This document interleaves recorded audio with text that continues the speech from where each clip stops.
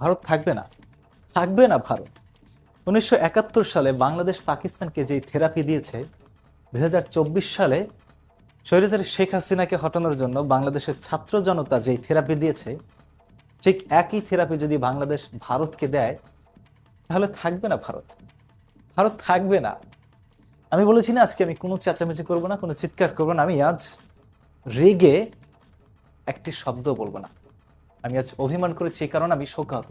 আমি শোকাহত কারণ ভারত থাকবে না।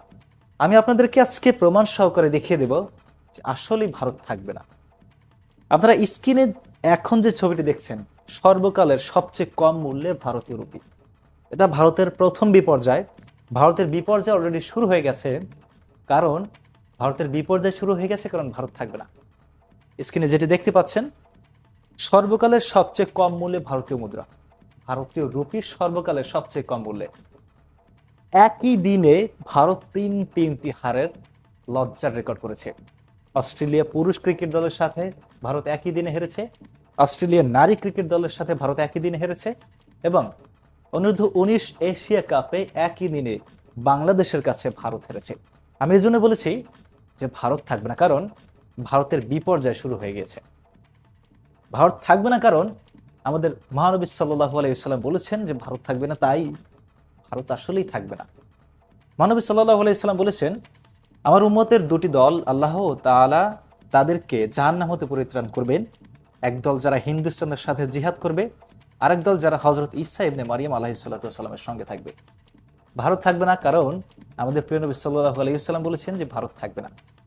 হযরত আবু হুরায়রা রাদিয়াল্লাহু তাআলা আনহু থেকে বর্ণিত, হযরত মুহাম্মদ সাল্লাল্লাহু আলাইহি ওয়াসাল্লাম হিন্দু অঞ্চলের কথা বা ভারতের কথা উল্লেখ করে বলেন, অবশ্যই আমাদের একটি দল ভারতের তথা হিন্দুস্তানের সাথে যুদ্ধ করবে। আল্লাহ সেই দলের যোদ্ধাদের সফলতা দান করবেন, আর তারা হিন্দুস্তানের রাজাদের বা শাসকদের বেরি দিয়ে টেনে আনবে সিরিয়ায়, এবং আল্লাহ এই বরকতময় যুদ্ধের দরুন সেই যোদ্ধাদের ক্ষমা করে দিবেন। আর সেই মুসলিমরা যুদ্ধ থেকে যখন ফিরে আসবে, তখন তারা ঈসা ইবনে মারিয়াম আলাইহিস সালাতু ওয়াস সালামকে সিরিয়ায় দেখতে পাবে। দর্শক, এই সেই সিরিয়া বা শাম প্রদেশ বা শাম দেশ, এই সেই সিরিয়া যেই সিরিয়া গত দুদিন আগেই সিরিয়ার স্বৈরাচারের পতন হয়েছে। বাশার আল আসাদ যেই সিরিয়া ছেড়ে পালিয়ে গেছে, এই সেই সিরিয়া যেই সিরিয়ায় দীর্ঘ কয়েক যুগ ধরে যে অত্যাচার হয়েছে, সেই সিরিয়ায় আজকে গত দুদিন ধরে ইসলামের আলো জ্বলছে। এর আগে শ্রীলঙ্কায় স্বৈরাচারের পতন হয়েছিল, আফগানিস্তানের স্বৈরাচারের পতন হয়েছিল, বাংলাদেশের স্বৈরাচারের পতন হয়েছে, এবং গত দুদিন আগে সিরিয়ায় স্বৈরাচারের পতন হয়েছে। ঠিক এই কারণে বলছি দর্শক, ভারত থাকবে না, কারণ আমাদের মহানবী সাল্লাল্লাহু আলাইহি সাল্লাম বলেছেন যে ভারত থাকবে না, সুতরাং ভারত থাকবে না। আমরা সবাই জানি, স্পষ্ট হাদিস দ্বারা প্রমাণিত, গাজওয়াতুল হিন্দ নামে একটি যুদ্ধ হবে। সেই যুদ্ধে ভারতের সবাই, অর্থাৎ মুশরিকদের সাথে বা অমুসলমানদের সাথে মুসলিমদের যুদ্ধ হবে, এবং সেই যুদ্ধে মুসলিমরা বিজয় অর্জন করবে।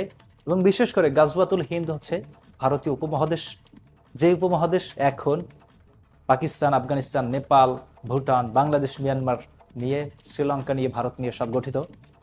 সেই ভারতীয় উপমহাদেশের সাথে বা ভারতীয় উপমহাদেশের হিন্দুদের সাথে মুসলমানদের সাথে যুদ্ধ লাগবে। সেই যুদ্ধে মুসলমানরা জয়ী হবে এবং সেই যুদ্ধে ভারত পরাজয় হবে। সুতরাং ভারত থাকবে না। সুতরাং ভারতীয় রিপাবলিকান মিডিয়া বা রিপাবলিকান বাংলা, এই যে কলকাতার টোকাই সাংবাদিক, হকার সাংবাদিক, মলম বিক্রেতা হকার সাংবাদিক নিয়ে যে প্রচারণা চালাচ্ছে যে বাংলাদেশ থাকবে না, আসলে ভারত থাকবে না। আমি বলেছি না আজকে আমি কোনো চিৎকার চেঁচামেচি করবো না। আমি আজকে রেগে একটি কথা বলবো না। আমি শোকাহত, আমি অভিমান করেছি, কারণ ভারত থাকবে না।